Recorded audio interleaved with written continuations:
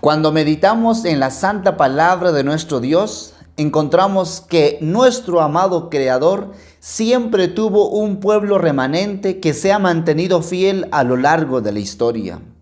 También vemos que Dios tiene el control. Él dice en su palabra de que yo envío mi ángel delante de ti para que te guarde y te introduzca en el lugar que yo he preparado para ti.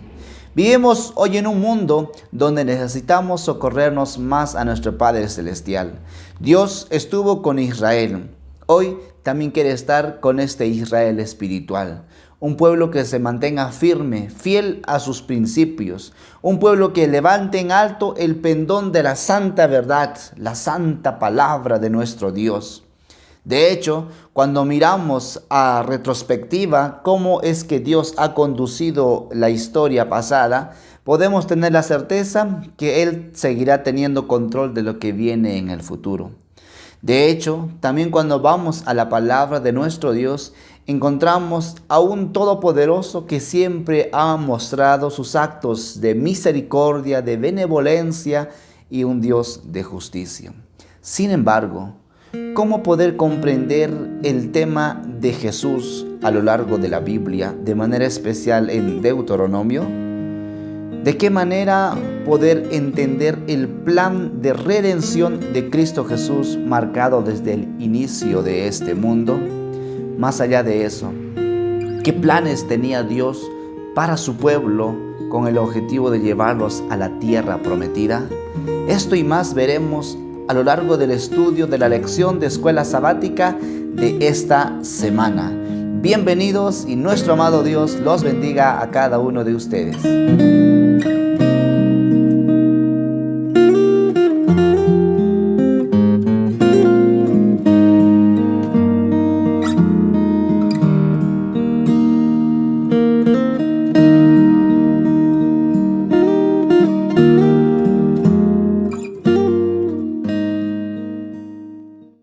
Un saludo cordial, apreciados hermanos. Nuestro amado Dios los bendiga a cada uno de ustedes. Gracias por estar observando este video. Si aún no te has suscrito a este canal, te invito a que también lo puedas realizar y puedas también activar la barrita de notificaciones ahí en la campanita para que siempre te llegue videos, notificaciones, ¿verdad? Cuando vayamos a subir este tipo de archivos por medio de esta plataforma.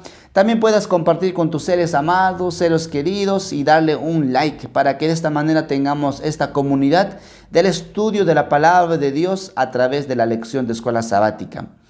Esta semana estaremos viendo acerca de lo que Moisés enseña y cómo la historia nos va también a enseñar a nosotros que Dios tiene el control. El título dice: Moisés enseña historia. Y esta es la lección número 2 del cuarto trimestre de este año. La palabra de nuestro Dios en el libro de Deuteronomio 1:1 comienza diciendo de esta manera: estas son las palabras que habló Moisés. De tal modo que vamos a nosotros a encontrar el estudio de esta semana en el capítulo número 1, capítulo número 2 y capítulo número 3. Estas son las palabras que habló Moisés. ¿De qué nos va a hablar? A través del Espíritu Santo, a través de lo que Dios tenía para él, para su pueblo. ¿Qué es lo que nos trata de decirnos? Y vamos a ver algunas memorias que se hace de años anteriores con el pueblo de Israel. De hecho, hay una palabra inspirada en el libro de notas bibliográficas, la página 193, que dice: no tenemos nada que temer del futuro, a menos que olvidemos la manera en que el Señor nos ha conducido y lo que nos ha enseñado en nuestra historia pasada. De tal modo que podemos tener la certeza de que nuestro Dios tiene el control de este mundo. Así como tuvo el control del pueblo de Israel, con el objetivo de que puedan ser luz, canal de bendición para todas las naciones, también nuestro Dios tiene el control de nuestra vida, de nuestra iglesia, de nuestras familias. Ahora bien, vamos entonces a ver la primera vez que aparece Moisés. Y esto está citado en el libro de Éxodo, el capítulo 2, el verso 2. Moisés fue un personaje muy fecundo en el Nuevo Testamento. De hecho, su influencia es notorio a lo largo de toda la palabra de nuestro Dios. Moisés fue el autor del libro de Génesis, donde se menciona la creación, acerca de la caída, acerca del plan de salvación, acerca del diluvio, Abraham, su descendencia, el pueblo de Israel, etc. Encontramos entonces la base de toda la palabra de nuestro Dios en los libros que escribió este autor llamado Moisés. De tal modo que, sin lugar a dudas, el estudio que estaremos teniendo será de gran bendición para nuestro crecimiento espiritual y para seguir confiando en nuestras promesas de nuestro Padre Celestial. Nosotros encontramos una conversación registrada en el libro de Éxodo capítulo 32, donde vemos un escenario de un pueblo que abiertamente, después de ver milagros en Egipto y después de la salida de Egipto, se revela con nuestro Padre Celestial, levantando becerros. Dios quiere eliminarlos a ellos y darles un pueblo nuevo, darles mejor a Moisés, darle un pueblo diferente que pueda guiarlo. Sin embargo, Moisés actúa de manera impresionante en estos versos y luego apela a un Dios misericordioso. Leamos lo que dice Éxodo capítulo 32, el verso 31 y 32. Entonces volvió Moisés ante Jehová y le dijo: puesto que este pueblo ha cometido un gran pecado al hacerse dioses de oro, te ruego que perdones ahora su pecado, y si no, bórrame del libro que has escrito. Qué interesante. Moisés primero dice: Señor, perdona a este pueblo. Y Moisés usa una frase, un verbo de que Dios perdone sus pecados. Y esta frase que se utiliza tiene una connotación de: Señor, tú carga los pecados de ellos. Un verbo que lleva a que el perdonar es que Dios cargue el pecado del pueblo. Y desde allí podemos encontrar una vez más el plan de sustitución. La paga del pecado es muerte. Nosotros debiéramos morir por causa del pecado para siempre. Pero desde allí encontramos una vez más el plan de gracia, de amor, de sustitución, donde Él mismo perdona nuestros pecados, tomando sobre sí mismo y sobre sus hombros el peso de nuestros pecados y haciéndose sustituto una vez y para siempre. Así es como lo expresa la palabra de Dios en el libro de Primera de Pedro 2:24, donde dice: quien llevó él mismo nuestros pecados en su cuerpo sobre el madero, para que nosotros, estando muertos a los pecados, vivamos a la justicia, y por cuya herida fuisteis sanados. Encontramos este principio en la palabra de nuestro Dios, una poderosa expresión de sustitución, de amor, de misericordia, de gracia, de benevolencia. No hay duda alguna, querido hermano, apreciada hermana, que nuestro Dios realmente es un Dios que perdona, que ama. Por eso más adelante, escrito por el apóstol Juan, va a decir: hijitos míos, estas cosas os escribo para que no pequéis, pero si alguno ha pecado, abogado tenemos a Jesucristo el justo. Un plan de redención, un plan de amor que Dios desea mostrarnos. Ahora, ¿cuál es el papel que juega Moisés en este asunto? Porque Moisés está intercediendo. Señor, le dice: acudo a tu benevolencia, a tu amor, perdona el pecado de este pueblo. Si no lo perdona, Señor, entonces le dice: bórrame a mí del libro de la vida. Qué impresionante este carácter de Moisés, donde no actúa como un hombre egoísta. Él no cometió el mal, sino que actúa ahora como un hombre que se preocupa por el pueblo. Hay una palabra clave en estas frases que podemos encontrar en la palabra de nuestro Dios. Y esa palabra clave yo lo identifico como amor. Moisés tenía grande amor por su pueblo. El amor de Moisés realmente es impresionante. Una de mis oraciones es que Dios me ayude a amar a su iglesia, me ayude a amar a nuestros prójimos. Es que el amor de Dios es algo que debe ser impresionado en nuestros seres completos. De hecho, la palabra inspirada en Primeros Escritos, la página 163, dice: Dios se propuso destruir al pueblo de Israel y hacer de la posteridad de Moisés una nación poderosa. Pero el profeta demostró su amor por Israel, intercediendo fervorosamente por ese pueblo. En su angustia suplicó a Dios que borrase su nombre de su libro o que aplacara su ira y perdonase a Israel. ¿Por qué no pedir una vez más a nuestro Dios que nos dé ese espíritu de amor hacia nuestros seres queridos? Que cuando vemos alguna dificultad en nuestras iglesias, en nuestras familias, en nuestra comunidad, en vez de levantar el dedo acusador, levantar ese espíritu de amor, de misericordia hacia nuestro prójimo. Cuando vamos a la palabra de Dios también encontramos algo interesante que tiene que ver ese conecte de ciencia y Biblia. Y esta es la lección que nos habla de la profecía cumplida. Vamos a leer lo que dice Números 14:34, ya que en eso está el contexto de lo que leeremos en breve en Deuteronomio. Dice allí: conforme al número de los días, de los 40 días en que reconocisteis la tierra, llevaréis vuestras iniquidades, 40 años, un año por cada día, y conoceréis mi castigo.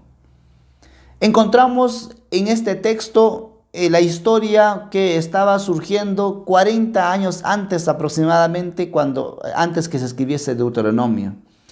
En ese contexto, 12 espías habían sido enviados a reconocer la tierra que estaban a poco de conquistar. Los 12 espías llegaron con el informe y dijeron: realmente es una tierra rica, que fluye leche y miel. Es una rica próspera, pero es difícil conquistarla. Allí están los hijos de Anac, hay hombres gigantes, nosotros parecemos langostas entre ellos. Y luego viene esa profecía marcada diciéndoles: se van a quedar 40 años en el desierto.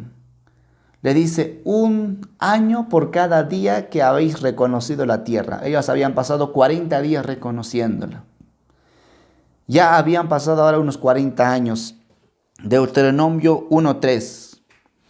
Y aconteció que a los 40 años, el primer día del 11º mes, Moisés habló a los hijos de Israel. Es decir, apreciados hermanos, encontramos en este texto de la palabra de nuestro Dios que la profecía estaba siendo cumplida. 40 años se le había dicho a ellos: se van a quedar aquí 40 años. De hecho, también se le dijo a ellos que todos aquellos mayores de 20 años no iban a ingresar a la tierra prometida. Los hijos, los que ellos habían dicho: nuestros hijos serán como esclavos en la guerra y esclavos para esos hombres si vamos para allá. Ellos son los que finalmente ingresaron. O sea, en estos textos bíblicos podemos encontrar que cuando Dios dice algo, se cumple de manera impresionante. Los planes de Dios son precisos. Así como nosotros encontramos en la ciencia los diversos lineamientos y en los cosmos, encontramos que todo está en el lugar donde debe estar: precisión, exactitud, medidas, diseño inteligente. Si hablamos de un Dios que tiene el control, de tal modo que así también se está cumpliendo en este versículo. 40 años han pasado. Se les dijo 40 años antes, ya habían pasado 40 años. De hecho, esto es apenas solo un pequeño detallito de la profecía bíblica en la palabra de nuestro Dios. Porque hay muchos más. Por ejemplo, Daniel 9, 24 y 27 habla acerca de cuándo iba a bautizarse Jesús, cuándo iba a morir Jesús, cuándo iba a terminar los 70 semanas que habla ese texto mencionado. Habla acerca de Daniel 8:14, nos habla acerca de las 2300 tardes y mañanas, cuándo iba a iniciar, qué iba a pasar en el proceso, cuándo iba a terminar, acerca de los tiempos, medio tiempo y tiempo de Daniel 7:25, Apocalipsis capítulo 12, Apocalipsis capítulo 3. Es decir, todos estos acontecimientos que vemos, encontramos una clara realidad de que nuestro Dios, queridos hermanos, tiene el control. Él es el gran yo soy, Él es el gran Señor y amo de nuestra vida, el cual nuestra confianza debe estar puesta en Cristo Jesús y nuestro socorro debe estar en Él. Confiamos en nuestro Dios, y si Él prometió que volverá por segunda vez, no hay duda alguna que esa promesa se cumplirá. Siento que ese es el énfasis el cual nos quiere dejar a enseñar la lección de profecía cumplida del día lunes de esta semana. Por otro lado, también encontramos otro episodio que nos puede ayudar a fortalecer nuestra vida en el nombre del Señor y continuar socorriendo nuestro ser completo para vida eterna. Y en este caso es ahora una expresión que Moisés utiliza para hablar con el pueblo. De hecho, ya habían pasado esos 40 años, más de 400 años ellos en Egipto, el pueblo había crecido, se había multiplicado una y otra vez, y nuestro Dios estaba ahora dándoles promesas de victoria a ellos. Y cuando analizamos esto en la Santa Biblia, encontramos ahora lo que dice en Deuteronomio capítulo número 1, el verso 10 y el verso 11. Sois tan numerosos como las estrellas del cielo. Jehová, Dios de vuestros padres, os haga 1000 veces más numerosos de los que ahora sois, y os bendiga como os ha prometido. O sea que encontramos un pueblo que ya en ellos se estaba cumpliendo la promesa hecha hace muchos años antes a su siervo Abraham, cuando se le dijo a ellos, tu descendencia será grande como las estrellas del cielo. Ahora el pueblo había crecido. Sin embargo, a pesar de Moisés le dice, Señor, permite que este pueblo se pueda multiplicar y pueda ser inclusive 1000 veces más numeroso como lo es ahora. Fueron bendecidos. Fueron sustentados durante 40 años en el desierto. Sus sandalias, dice, no se gastaban. Una nube los protegía a ellos para que no les dé mucho calor. Una nube de fuego los abrigaba a ellos y Dios mostraba su amor de una manera impresionante a ellos. Encontramos en esta historia un pueblo realmente extraordinario, un pueblo que había crecido y que estaba ahora marcándose en la promesa de que por favor pueda su descendencia ser 1000 veces más. Y de hecho se cumplió en la historia. Sin embargo, un pueblo que ha crecido tanto, también era necesario que pueda tener lo que se llama organización. De hecho, una iglesia que esté organizado es un plan marcado en la Santa Biblia. De manera especial en el Nuevo Testamento encontramos ese plan de organización. El mismo apóstol Pablo utilizó eso en el libro de 1 de Corintios 12, donde dice que organizó el cuerpo de Cristo, a cada uno dándoles conforme a sus dones, conforme a sus ministerios, conforme a sus talentos, habilidades. Y entonces había una necesidad de organización también para el pueblo de Israel, siendo que ya eran miles, ¿por qué no decir millones de personas? Y en ese gran contexto, entonces encontramos en el libro de Deuteronomio, el capítulo 1, el verso 13 y el verso 15, diciendo, dadme de entre vosotros, de vuestras tribus, hombres sabios, entendidos y expertos, para que yo los ponga como vuestros jefes. Entonces tomé a los principales de vuestras tribus, hombres sabios y expertos, y los puse como jefes sobre vosotros, jefes de 1000, de 100, de 50 y de 10, y gobernadores de vuestras tribus.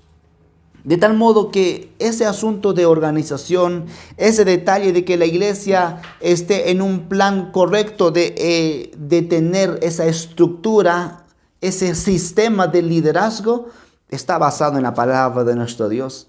Y es la segunda vez que encontramos esto en el contexto de cuando Moisés dirige al pueblo. Porque primero lo encontramos en Éxodo, recibiendo el consejo de Jetro. Es decir, el plan de organización es algo importante. De allí cuando alguien dice, y es que la organización no está muy bien. Es que el plan de Dios es que si hay un pueblo especial, que más adelante en el Nuevo Testamento se llamaría eclesía, tiene un fin de organización. Ningún pueblo que pretende hablar en nombre de Dios a través de la Santa Biblia y predicar las buenas nuevas de salvación puede pensar de que sin organización tendrá éxito alguno. Por esa razón, el tema de organizarse es importante. La Iglesia Adventista del Séptimo Día está muy bien organizada. Hoy presente en más de 205 países. Tiene sus universidades, tiene colegios, tiene hospitales, más de 22 millones de miembros en el mundo, diversos ministerios. Es decir, vemos que lo que está en los planes de Dios no perece, sino prospera y continúa avanzando firme siempre en el nombre del Señor. Luego continúa relatándonos la historia. Estamos en Deuteronomio capítulo 1. Luego sigue relatándonos la historia de lo que iba a acontecer, lo que iba a pasar más con el pueblo de Israel, y lleva a ellos a hacer una remembranza. Es como un espectro de lo que había pasado antes de, y que está siendo mencionado una vez más en la historia bíblica de Deuteronomio. Y es relacionado a lo que había pasado en Cades Barnea. ¿Y qué es lo que había acontecido? De hecho, esto es una historia conocida. Ya lo tocamos brevemente hace unos instantes. Y este nos habla acerca de ese plan de Israel para tomar la tierra prometida 40 años antes que se escribiese Deuteronomio. 12 espías fueron, trajeron el informe, pero el pueblo no estaba satisfecho, no estaba feliz con el informe. Entonces ellos empezaron a rebelarse y empezaron a especular y empezaron a murmurar. Y así es como lo menciona el libro de Números, capítulo 14, el verso 2 al 4, diciendo: todos los hijos de Israel se quejaron contra Moisés y contra Aarón, y toda la multitud les dijo: ojalá hubiéramos muerto en la tierra de Egipto, ojalá muriéramos en este desierto. ¿Por qué nos trae Jehová a esta tierra para morir a espada y para que nuestras mujeres y nuestros niños se conviertan en botín de guerra? ¿No nos sería mejor regresar a Egipto? Y se decían unos a otros: designemos un capitán y volvamos a Egipto.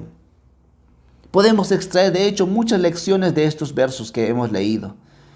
Un pueblo que vio de muy cerca los milagros de nuestro Dios. Como decía la semana pasada, de primera mano ellos fueron testigos de las maravillas de nuestro Creador, pero aún así estaban dudando, desconfiando de las promesas de nuestro Padre Celestial.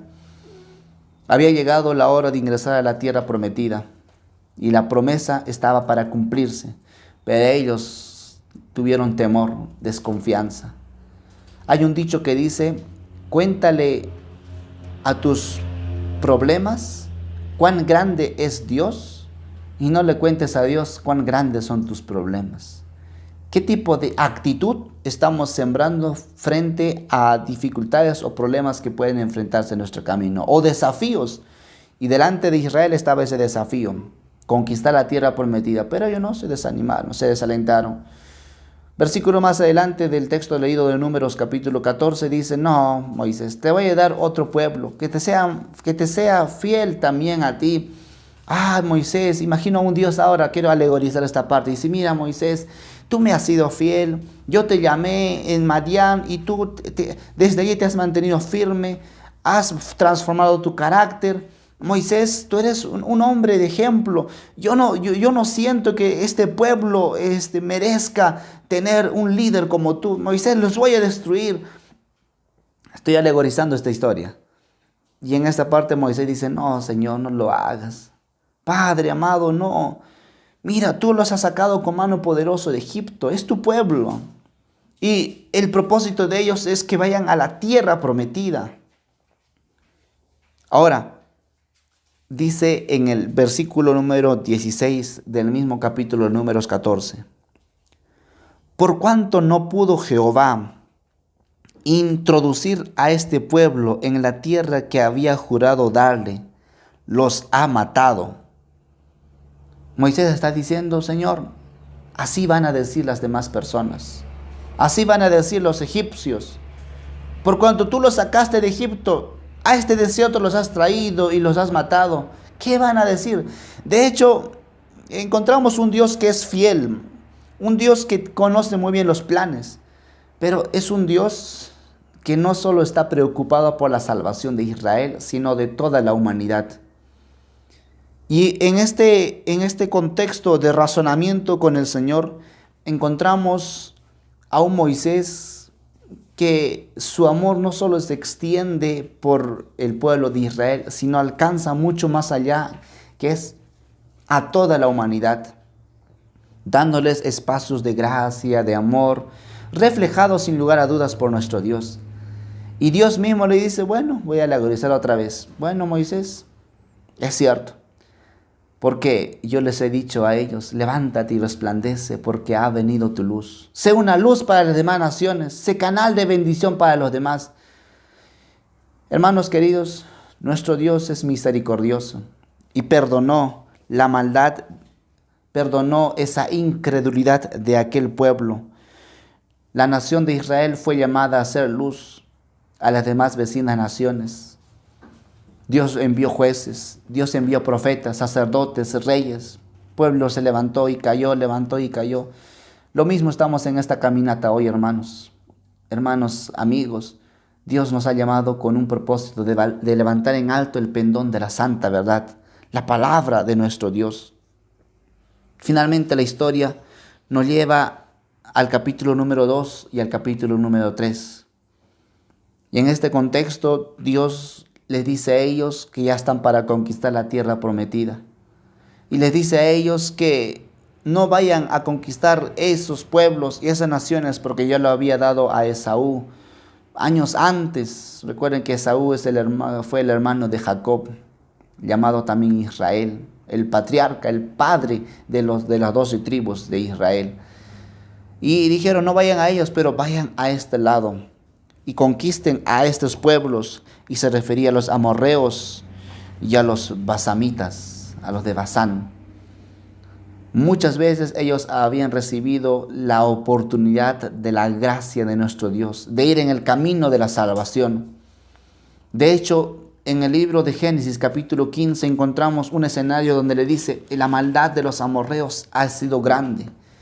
Ha pasado tanto tiempo. Ellos habían visto de muy cerca los milagros de nuestro Dios a favor de Israel. 40 años casi cohabitaron ellos entre esos lugares en Palestina, conocido también como el antiguo cercano oriente. Y a pesar de los amorreos, no decidieron ir en el camino de la salvación y fueron destruidos. Así nos lo narra el capítulo número 33 y 34 de Deuteronomio capítulo 2. Deuteronomio capítulo 2, versos 33 y 34. Pero Jehová nuestro Dios nos lo entregó y lo derrotamos a él, a sus hijos y a todo su pueblo. Tomamos entonces todas sus ciudades y las destinamos al exterminio, hombres, mujeres y niños, sin dejar a nadie con vida. Estas naciones eran paganas, sus actitudes eran crueles, eran brutales. Ya tiempo antes probablemente a ellos se les hubiese exterminado, pero la gracia de Dios se manifestaba una y otra vez, pero ya había llegado el juicio para ellos. Y era muy tarde el que ellos se arrepintiesen. Y por más que quisiesen, su corazón estaba totalmente lejos de nuestro Dios. Uno puede preguntarse y decir, ¿cómo esto es posible? Un Dios malévolo. Parece que es un Dios ¿dónde está su amor, su benevolencia? Ay, queridos hermanos, Dios es un Dios bueno, un Dios justo, un Dios todopoderoso, un Dios misericordioso. Y si en este escenario nosotros encontramos esta realidad, confiemos en que lo que pasó allí y como un Dios que a través de guerras y a través de todo este asunto, vemos a un Dios que tiene el control de la historia y tiene el control del pueblo que ha de encontrar la salvación. Dios nunca dejará que un hijo de Dios, que un hijo creado por nuestro Dios, se pierda sin antes encontrar una oportunidad de salvación. Y si llegó el juicio, tanto como para los amorreos o en nuestro tiempo para diversas personas, es porque Dios ya mostró esa oportunidad de gracia. Querida familia, queridos hermanos, quiero invitarles a socorrerlos en el nombre del Señor y encontrar esa oportunidad de salvación en Cristo Jesús y continuar fortaleciendo nuestras vidas siempre para vida eterna en Cristo Jesús. Me gustaría finalizar mencionando esta frase encontrado en Mensajes Selectos, el tomo 1, la página 78. Durante 40 años, la incredulidad, la murmuración y la rebelión impidieron la entrada del antiguo Israel en la tierra de Canaán. Los mismos pecados han demorado la entrada del moderno Israel en la Canaán celestial. En ninguno de los dos casos faltaron las promesas de Dios.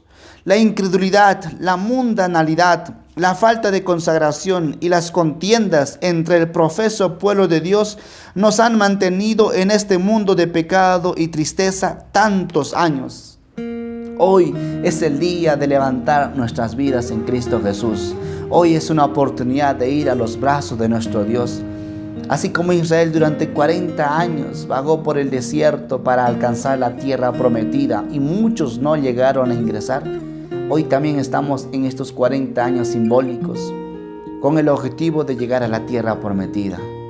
Ten mucho ánimo, apreciado hermano. No desaliente en el nombre del Señor. Confiemos en las promesas que hallamos en la Santa Biblia. Nuestro Dios es un Dios misericordioso, un Dios benevolente y que sigue llamándonos para ir a las mansiones celestiales. Procuremos que nuestro ser completo esté entregado a los planes de nuestro Dios y que su voluntad se haga una clara realidad y viva en nuestro ser completo. Dios te bendiga, Dios te abrace y te fortalezca. Y si tú estás atravesando por momentos difíciles, confía en las promesas de nuestro Dios y en los planes que Él tiene para tu vida. Dios te bendiga. Nos vemos en nuestra próxima lección de Escuela Sabática.